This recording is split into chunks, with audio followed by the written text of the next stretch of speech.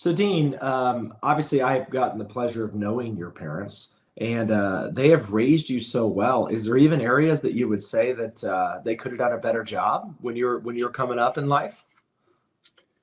Well, we'll get to brag on them plenty today. And it's interesting now watching, as a dad, my daughter Lane, and seeing the combination of what characteristics and traits that she take from me versus Megan, and just reflecting on how strange are genetics. For my parents, I think two things I'll call out. The first one, I got my dad's hairline. If you just look at pictures from our 20s, mid 20s, early 30s, it's a carbon copy.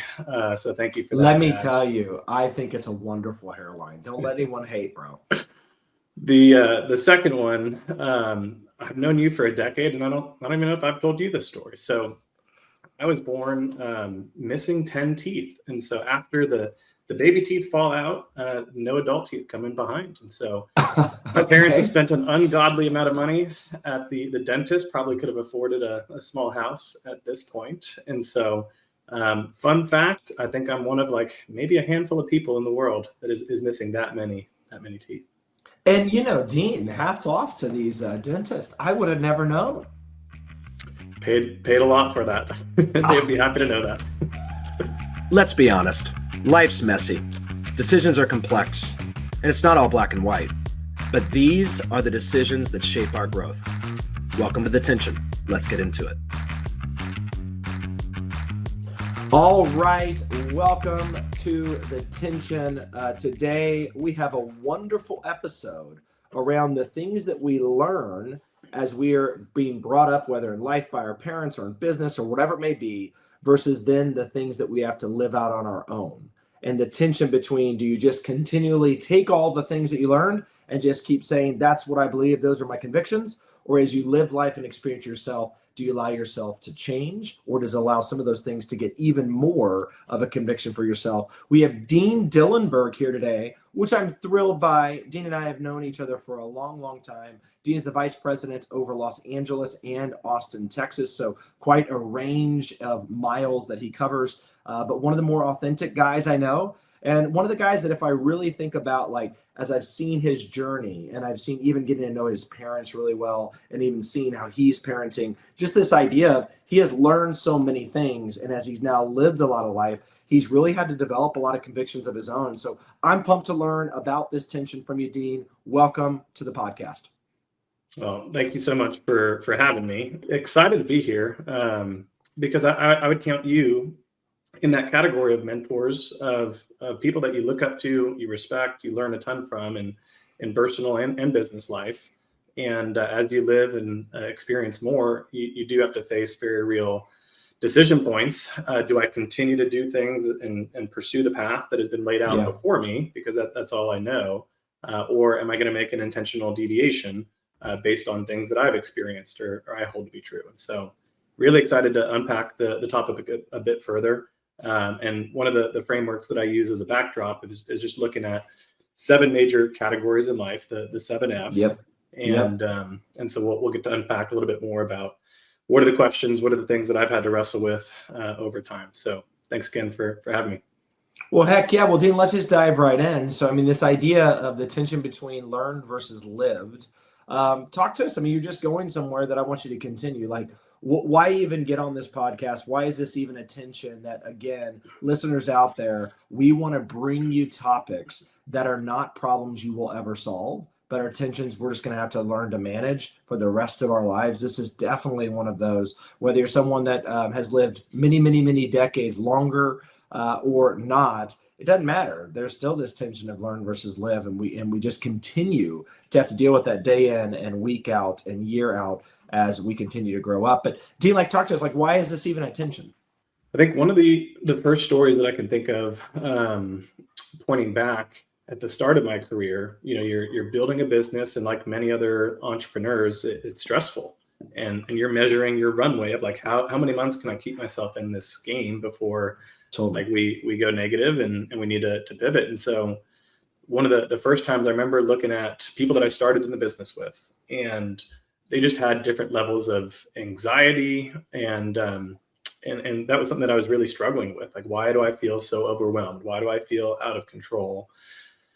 And so it caused me to reflect. I think the biggest thing that I can point back to, and a lot of people this will be relevant for, you can choose whether or not I'm going to be a passenger to life's circumstances, or I'm going to be the conductor of my own journey. And it was pretty early in the career that I realized the main reason I'm struggling with anxiety is I'm spending a lot of energy and mental thought and beating myself up over things that are outside of my control. And so it made me stop and reflect. What is in my control? That's what I should be judging myself off of. That's like my scorecard, but nobody can control life circumstances or the cards that you're dealt.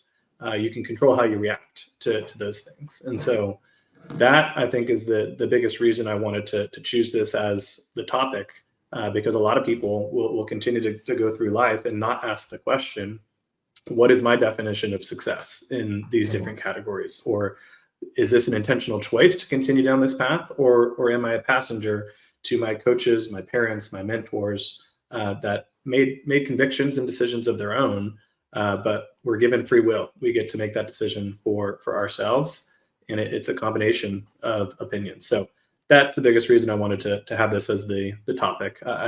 I've kind of reached that threshold of reevaluating personal convictions. And I would encourage a lot of people on this call, as you hear some of mine, ask yourself the same question. What do I believe and why do I believe it? Yeah, I mean, it's so good. Gosh, the passenger versus conductor. How many of us, again, whether we're just getting started out in our career or we've been doing it for decades, need to hear that? Because I think that if you're not intentional, you could be a conductor for a season and then all of a sudden find yourself back as a passenger. Because I think it's the most normal, easy, kind of go with the flow way to do things. But I will want to unpack, because I think you're saying something that we like to talk about in this podcast. We want to talk about the things that actually like we're all feeling. And it is this idea of like the anxiety of it all. And I want to get back to that. But, when you were opening, you were talking about the 7 Fs. There's a wonderful author that wrote a book around all of that got to speak to us, 8-9 years ago, Tim Smith. And he came out with this concept around the 7 Fs. And so as we go through that, because I think it's going to be fun today to kind of unpack as many of those as we possibly can. What is the concept of these 7 Fs, before we start to dive into them? Yeah, I'll just define them for you quickly. So faith, family, friends, fun, finances, future, and fitness.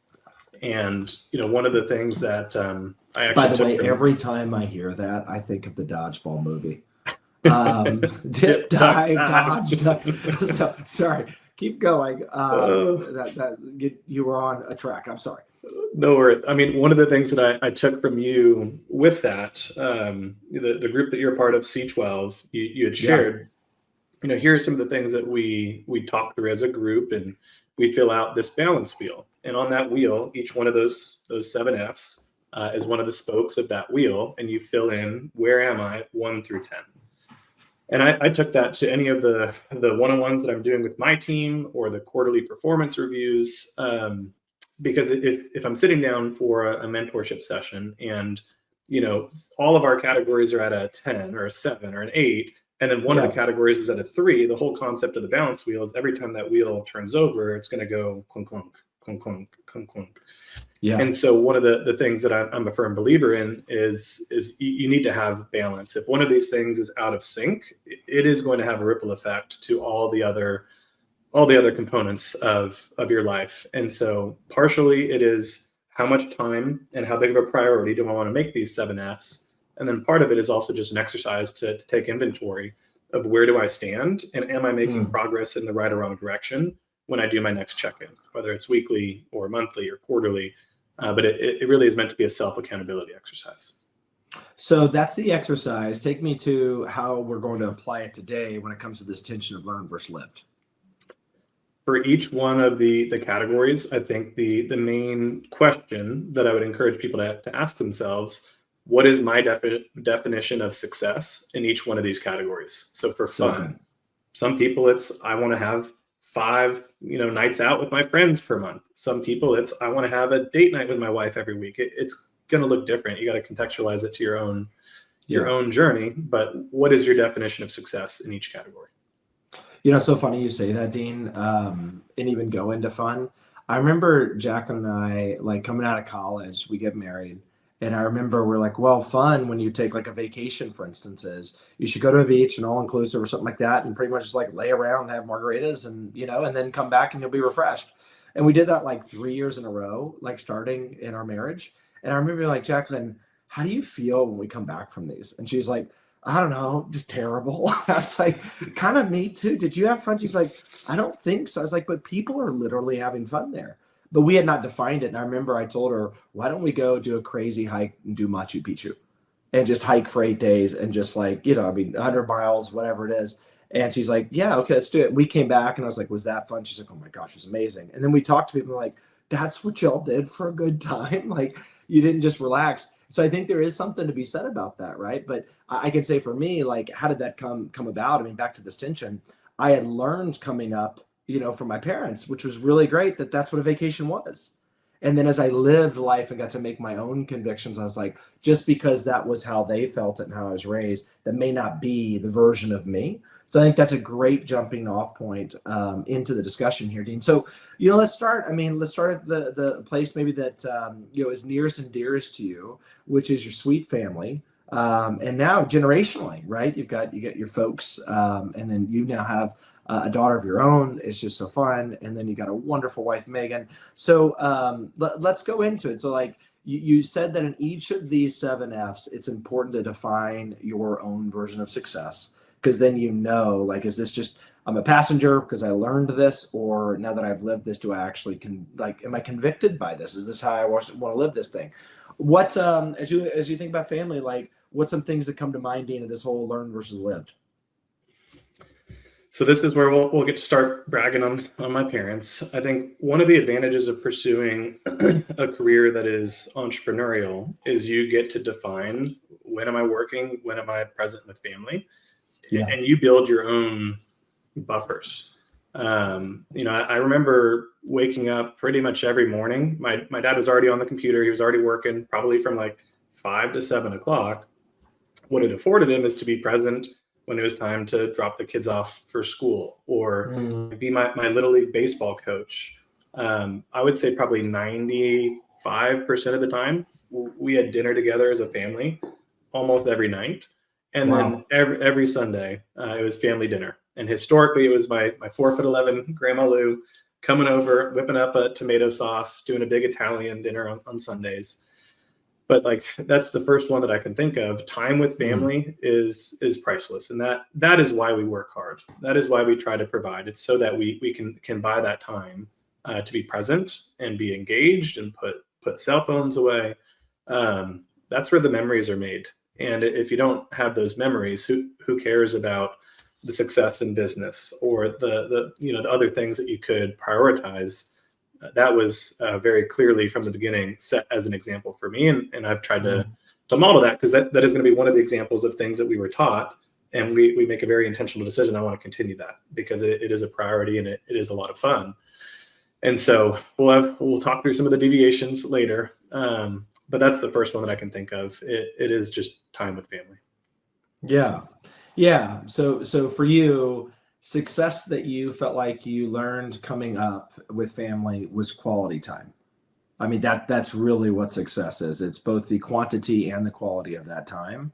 And so things like the family meal, things like making sure that you're having the dinners together, or even being present, seeing your dad be present for you. Those are what you learned. And I think those are beautiful. And I think even as I'm hearing it, and hopefully listeners are hearing it, it's like one of the great things of life when you actually have a beautiful community around you is you actually get to borrow and take other people's learnings that are really good. I mean, that's in some ways the point of this podcast, right? Is to take the learnings and the failures and all the things and then apply them to our lives so we can keep learning from each other and sharpening each other. And so, Dean, talk about though, is there anything else as you think about from a family perspective before we go into the things that now that you've lived a bit, you're like, I think these are some of the things that I had to kind of grapple with that I wanted to change. Any other good ones you feel like you're taking along?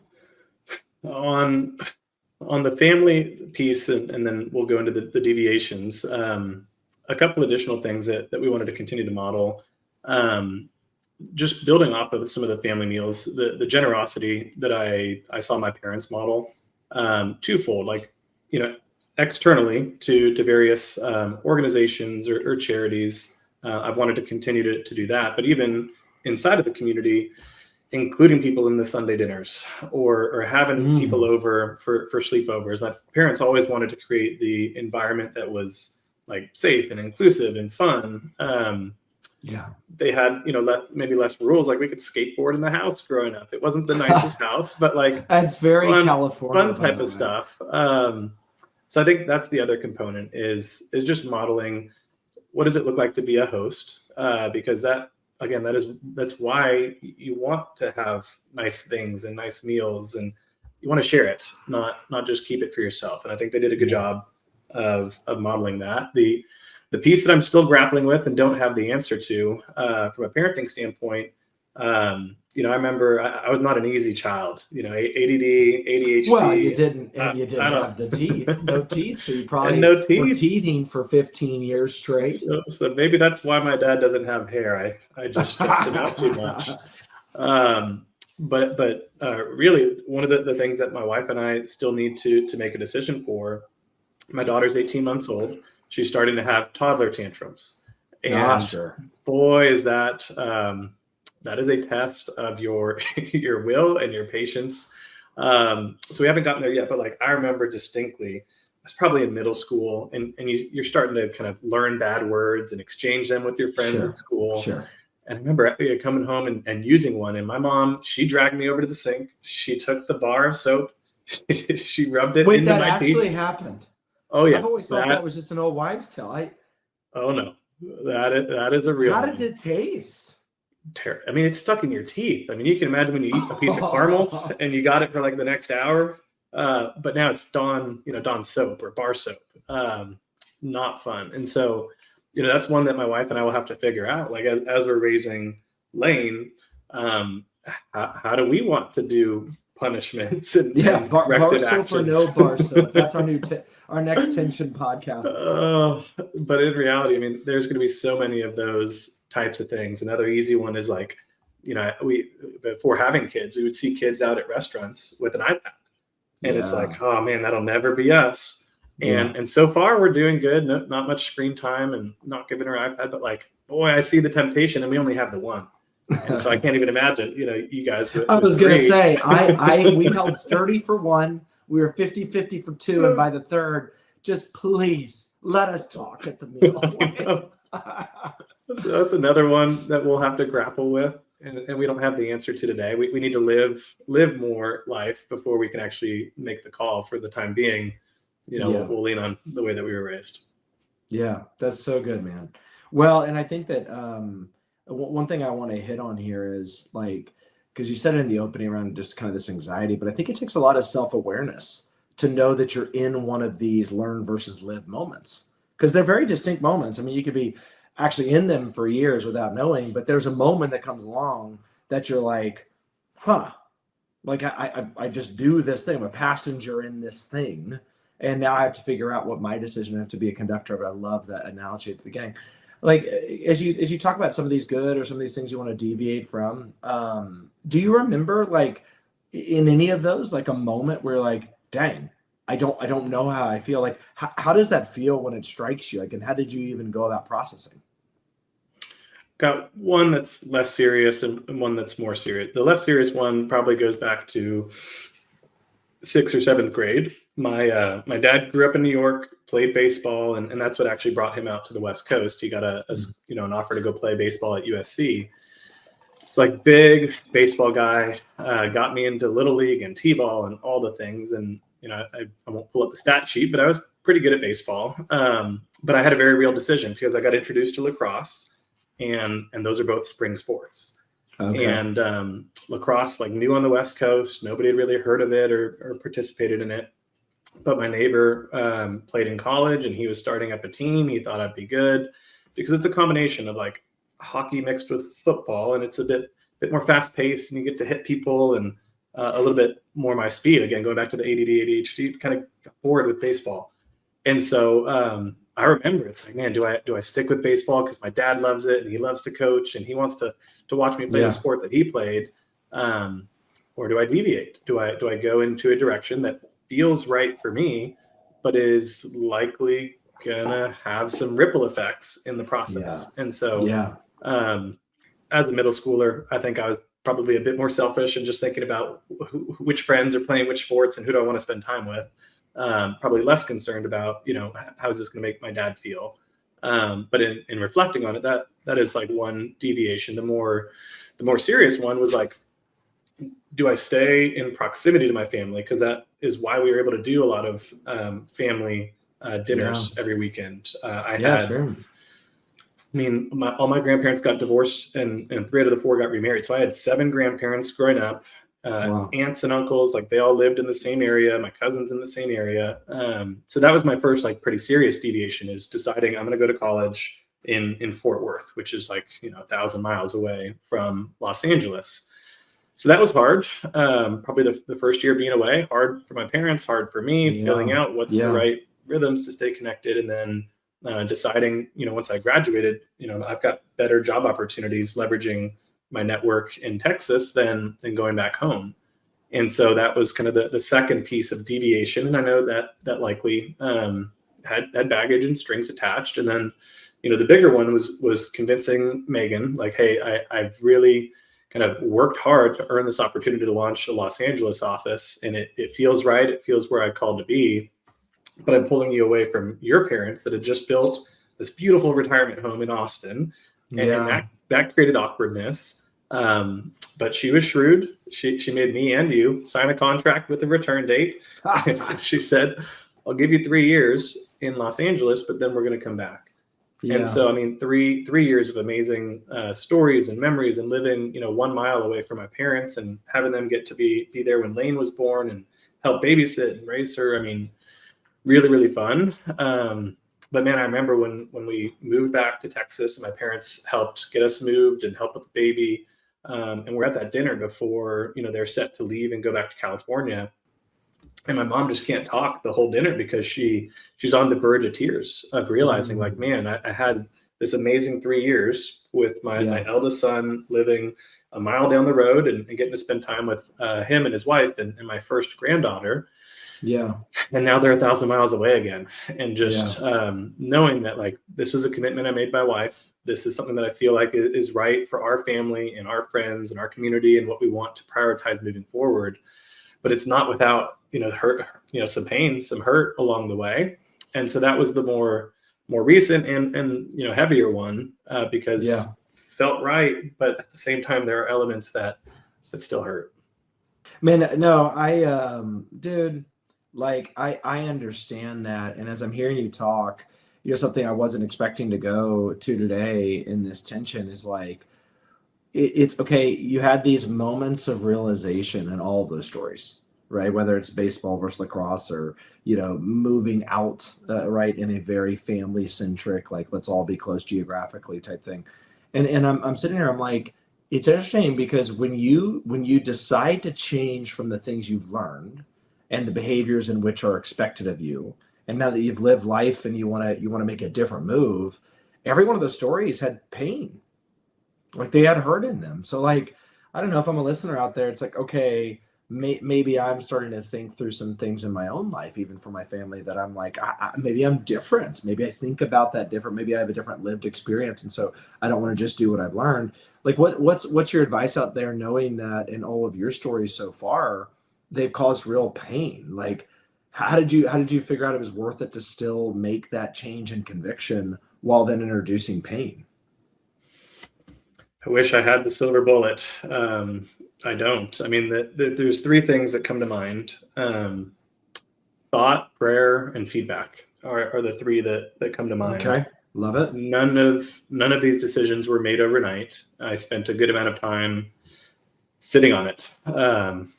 Because one of the things I've learned about myself is when I make quick or emotional or reactive decisions, oftentimes I end up regretting some of the ways that I reacted or processed. And so I need to give myself time to think and unpack. And that goes to the prayer piece. One of the prayers that I still pray is, Lord, make it obvious. And rarely does it feel obvious. I'm going to still ask for it because there will be, clues that are left along the way. Yeah. And then same thing with asking for feedback. I'm fortunate to have a lot of people in my life that I trust, and they know me deeply. I know that they have my best interest at heart, and they'll give me the honest 2 cents of here's what we would do if we were in your shoes. And so that's how I've processed and made these decisions, because I mean, I think it points to why this podcast is called The Tension. Every decision that you make in life has a trade-off. You are saying no every time you say yes to something else. Yeah. And I think it was exponentialism, or there was another book that you had us read, but it really drove that point home of when I'm making decisions, either actively or passively, there is a shadow side to it. And I've just spent a lot of time asking myself the question, what is the shadow side to these decisions, and who does it impact, and who do I need to ask for advice and some clarity from? Yeah. Hey, actually, I think that's deeper than you think it is, man. I mean, thought, prayer, and feedback. How many times for me, as I'm hearing you say that, while that sounds obvious, have I skipped one of those steps? Right? Maybe I thought about it a lot, but I didn't prayerfully consider it. Maybe I did those two, but I didn't get contrarian opinions that I knew would be challenging and would cause me to be defensive, right? Which I've talked about before on the podcast. Like, I don't think there's maybe a greater friend that you can have in your life than the one that when you're going to ask something for, they're going to say something that will put you in a seat of defensiveness, because you're like, they're going to bring some truth. Like, boy, you have that person sticks closer to a brother, right? I mean, that is just a very good friend. But I think those three are really good, and I appreciate you sharing those. So, we talked about the family and the parenting side of things.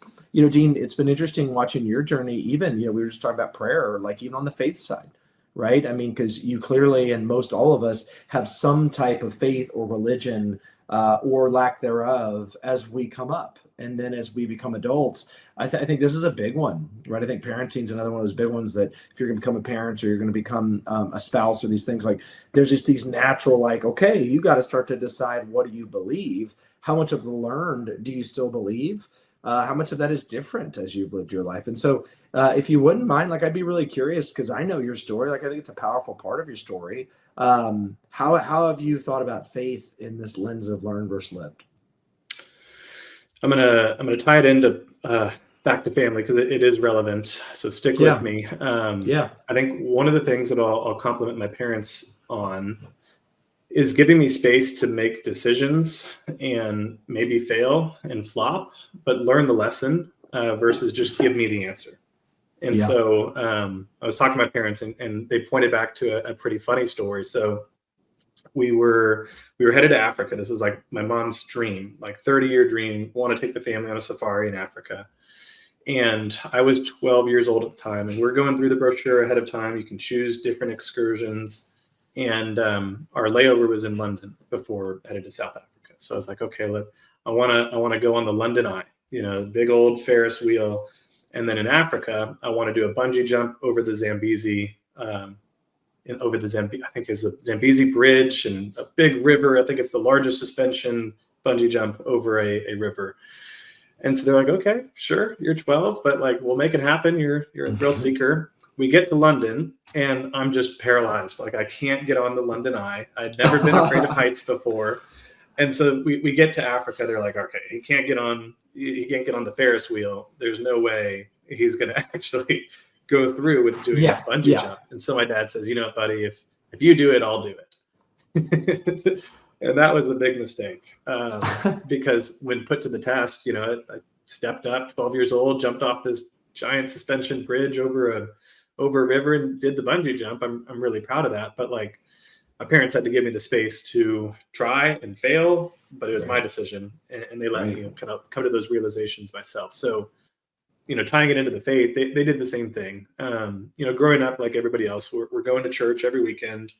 Okay. And typically there's like a kids section that does Sunday school, and, adults sit in front, hear the pastor give a sermon. I was pretty young, but they had always given me the choice. Do you want to go back and, for the most part, play and hang out with the other kids your age, or do you want to sit in the front and like actually be preached to and kind of unpack some of the scripture? And so I bet you I was probably like 10 or 11 years old, and I I just wanted to sit in the front, sit with my parents, kind of hear what was actually being talked about in the adult room. And so that was like the first choice. The other piece, my parents believed that rather than like me being baptized at birth, they wanted it to be my choice, when I felt ready. So I was probably 16 or 17 when I made that choice to be baptized, and long-term family pastor that I'd known, like I was born into that church. And that was a really cool moment, like making that choice and stepping into that. Like a lot of people, college comes around, and I would probably say that was probably one of my weaker stages of faith in terms of consistency and depth. And so coming to 49, and I mentioned, those first couple of months in the career where I'm feeling this anxiety, I'm feeling this angst, and I look around to the people that I'd started with that just, they aren't. And it got me curious, like, what do they know that I don't know? Like, why do they feel so at peace or like surrendering the outcome to things that I'm stressing about and I'm struggling to like let go of? And that's when I got invited to a Bible study, and, they did it, I think, Monday mornings before work got started.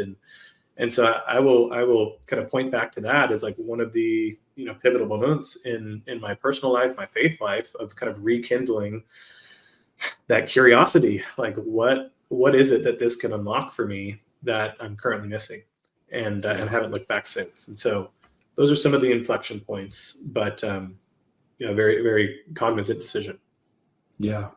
No, I think it's so good. I mean, I think, even think about my daughters, I think it is difficult. Every morning, I do the breakfast and we read, in the little kids' Bible, and we talk through it all, and it's become one of their favorite things when they wake up.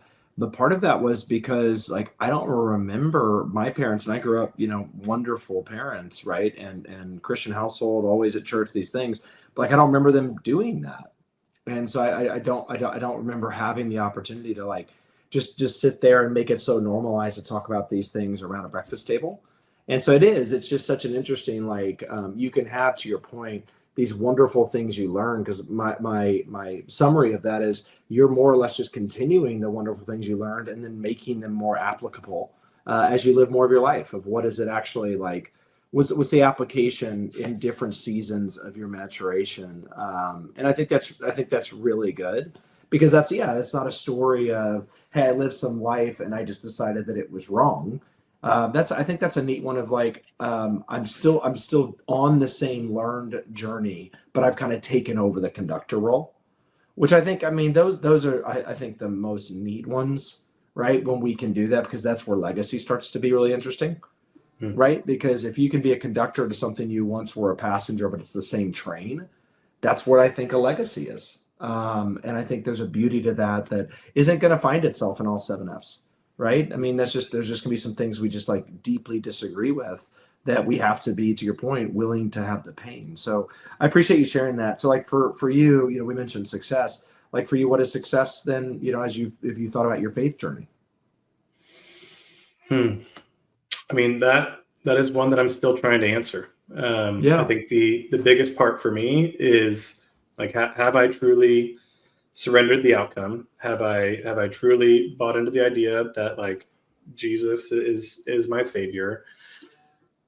And it's difficult because, you talk about, the book with the idols, Counterfeit Gods, Timothy Keller. Counterfeit Gods, like, still struggle. Like, even though I feel like my faith is strong, it doesn't mean that temptation doesn't still exist. And so I think that's probably the thing that I would come back to as like the guiding definition of what is success. Am I staying aware of my temptations and what my belief, like my source of truth is? Because if left unchecked, it's easy to experience drift. And so probably having like regular times to ask the same question. Am I falling prey to these counterfeit gods, or am I pursuing what is laid out fairly clearly in the scripture? And doing my best. None of us are perfect. We're all human. We're all still going to sin and have temptation, but we're called to still give it our best.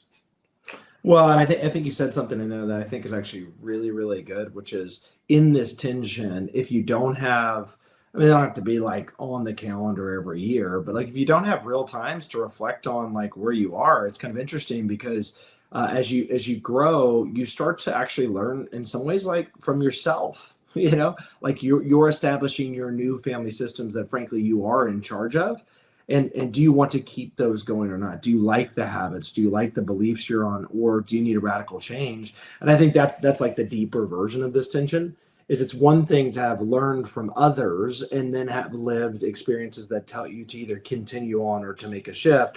I think it's a harder thing as you get older to have to like learn from your own experiences and disagree with your own self and make radical changes, because that's a like have to go to a counselor, have to really be self-aware, have to really talk about it type stuff.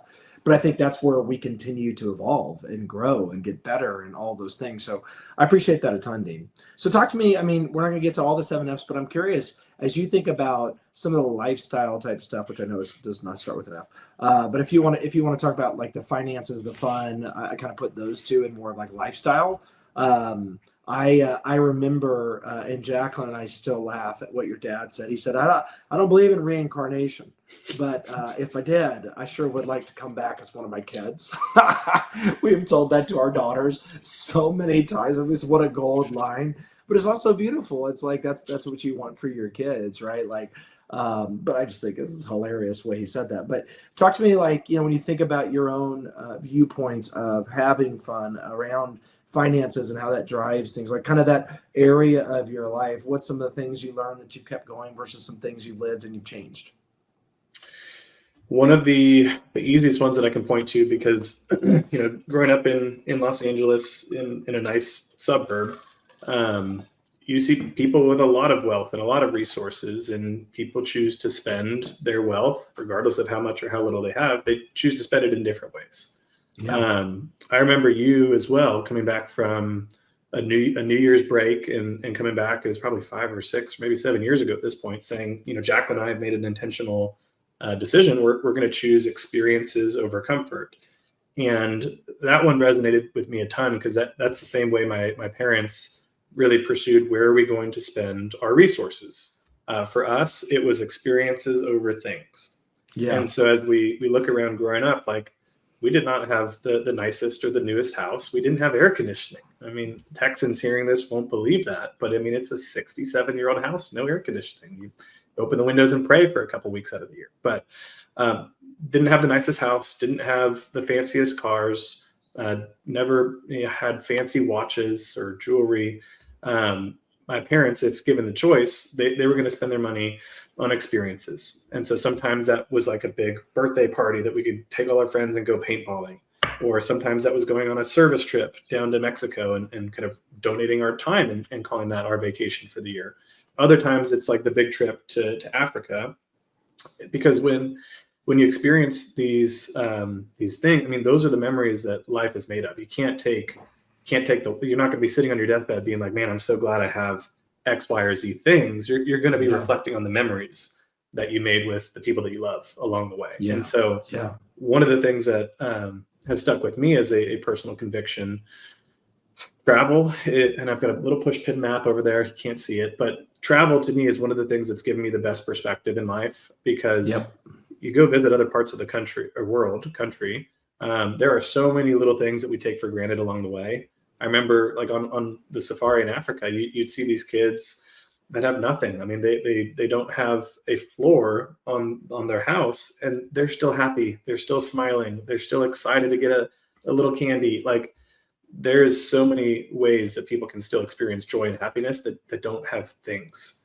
And so I've made it a personal goal in life. I want to have more countries than years lived by the time I pass away. And currently I'm at 33 countries in 31 years. Most of these countries have been visited on a very low budget, staying in youth hostels for like €8 a night or $8 a night.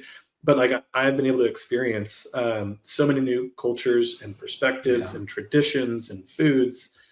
And that is a big part of what has made me so grateful for the things that I have in life that I see so many people take for granted, because they just think that it's normal, and it's not. We live in one of the best, if not the best country in the world for so many different categories. And that is the thing that I've really, taken from my parents, of experiences over things. And that is where we're going to spend our time, our energy, our money, really trying to make those memories. That's so good. Yeah, and that's awesome that you're continuing that on. And that's actually, I think, for any of us, if we're thinking about our own lived experience with our own families, or we're creating those experiences for our families, boy, that I mean, that really is its own topic. We could spend a whole hour discussion on, right? Is like what actually does matter, and how do you get that perspective? It's interesting. This weekend, I got to spend 3 or 4 days with a great group of people, and 3 or 4 of them were international folks that got their citizenship maybe in the last 10 to 20 years in America. And they would talk to me about their pride of our country in a way that I'm like, I gotta do better. Like, I should probably have more pride in my own country, because they just got here, just 10 or 20 years ago. And they'll tell me the stories of being in their mid-20s or even their 30s, in their home country, and just what they couldn't do. And then now that they're here, stuff that I don't even recognize, that I genuinely, I left being like, dang, I am so entitled. It is crazy how entitled. I don't even know what to say thank you for. But I think it's because I need to continue, to your point, even for myself, expand my perspective. So that's an amazing one, man. Talk about one that back to this whole, if you are a passenger in the learning and then you take over as conductor and keep that going, it becomes a legacy. Yeah, I think the Dillenberg legacy of that is secure with your conviction. I mean, I could sense it, right? It's so beautiful to hear. But talk to me on the other side. Like, what's some stuff that you feel like you're deviating from as you've kind of lived life and figured out some things for yourself in that category? One deviation, air conditioning. Well, you did move back to Texas. I don't know that it's much of an option here. Need that.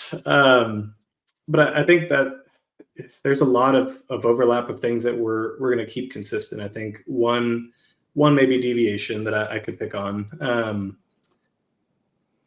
I remember doing like Cub Scouts, and my family, we're not like big outdoors people. I was going to say, this is surprising. That'd be like me saying I did Cub Scouts. We did it would believe me. For 1 year. Okay. But we're city folk. But now being here in Texas, and like a lot of my buddies at college were like Eagle Scouts, and they did all these cool outdoor adventures. And especially, going back to the parenting piece of like this generation that's addicted to their screen versus like remembering how to play outdoors and enjoy nature and all the beautiful things God has given us. I would say that would probably be one deviation in terms of where we spend time, not necessarily money, but where we spend time. Like I grew up loving video games, but I had a limit. I can only do this amount of video games, and then you got to go outside. And so as I think about like raising Lane and hopefully other kids as well, I'd like to do the Eagle Scouts and the Cub Scouts and the Girl Scouts and more outdoor time and camping and hiking and some things that I've really come to love and enjoy that I didn't do a lot of growing up. I played outside, but it wasn't typically structured. Yeah. And hey, I'll get your back on this one. You and I years ago were on a hike in some beautiful mountain, and I decided to crank up somebody's boombox that they had brought. And you're like, dude, I'm not walking with you guys. I want to hear the nature. I want to be there. And I was like, man, that is not what I expected in that moment. But here you are now expressing why. Like, you really have that desire. Like you developed a conviction for that. And I think, I honestly think that's amazing, by the way. So that's a deviation. Any others that you feel like you kind of see before we hit on? I want to at least get one more topic on business. No, we can leave that one there. Okay. So business, right? Like, this is interesting because, of course, I've been with you for the bulk of your career. And so there's probably plenty of things you learned from me that you deviated from. And so I'll be extra curious to hear some of these answers, having been on that journey with you, but some we've talked about. And so in as much as you're willing to, like, what are some of those things that you learned, whether it's from other business people, me, whatever it is, that you're like, yeah, this is more of the, like, I'm going to keep that going, versus ones that's like, hey, may have worked for you and that may have been fine, but here's where I actively said I'm going to deviate and change. And I even know some of those, and I hope you share those because I think they're really powerful. Yeah, maybe we'll do one for each. Let's start with one of the things that we've kept consistent. So, when I was given the offer to join 49, I was really excited, but still conflicted. And a big part of that was, I had mom on one shoulder, dad on the other shoulder. One of the best pieces of advice that I've been given is to reflect on, like, what lens does this person see through when they're giving you that advice? because Yes. they're going to be colored by their own lived experience. They're gonna have a bias or an over-index to their own experience. So like my mom, for example, graduated top of class, got a double MBA, was selected to be part of this Toyota management rotation program. And so she was on the fast track to becoming an executive at Toyota. But it was mapped out. You do 1 year here, and then you do this rotation, and then you do that rotation. And the income trajectory, like, it's much more predictable when pursuing more of like a corporate path. And so her advice for me stepping out of the college campus, like, do something predictable, and especially being colored by like 2007 and 2008. And I'll get to my dad's experience in a second. Her advice was do something predictable. And that's because she loves me. She wants to know that I'm provided for and taken care of. And it was colored by her personal experience. My dad, on the other hand, his advice is like, hey, you're 21 years old. This is where you have the least amount of responsibilities. If you flop and fail, like, I'm still going to have your back. And the predictable opportunities are still going to exist 6 months from now, or a year from now, or 5 years from now, if you need to go that route. Yeah, because he's the entrepreneur. He started a business. He bought out his partner, and there's a shadow side because it had good years, but it also had down the years. roller coaster of entrepreneurship. Yes. And so growing up, I got to see both ends of the financial spectrum by watching him pursue entrepreneurship. And so difficult because I'm getting conflicting advice, and I chose to maybe do more of like a hybrid with a bend. I'm not as risky as my dad. I do still believe that, like, we need to have some controls and some stop loss and some measures in place. And that was the advantage of Megan, being a pediatric nurse and having a stable income. It gave me the ability to pursue something that was going to take some time and investment on the front end, but have that entrepreneurial or exponential path long term. And so I'd say that's one that has stuck with me, is that entrepreneurial drive, the ability to pursue things that you believe in, even if they are risky, even if they are unknown, even if you might fail. I mean, that is where you experience the most growth. And most people, when interviewed in their 70s or 80s, I don't remember the study, they don't regret the choices they made. They regret the choices that they didn't make, or the things that they forgo. And so I just didn't want that to be my story, especially joining 49 when it was small and growing and had this big vision. And we're just getting started. And so that was one of the things that has stuck with me. Answering the flip side of that coin, an intentional deviation. I remember, and it's hard because I still believe in it to an extent, but I've experienced something different. This concept of recruit to lead. If you go and you recruit 5 or 10 people that now call you leader, like, you're kind of forced, like, you have limited amount of time. You are forced to delegate. You are forced to develop new leaders. You are forced to hire staff to make sure these people still experience the same result. And that was your story. I mean, I watched you build from like 20 or 30 people when I joined to a couple hundred people.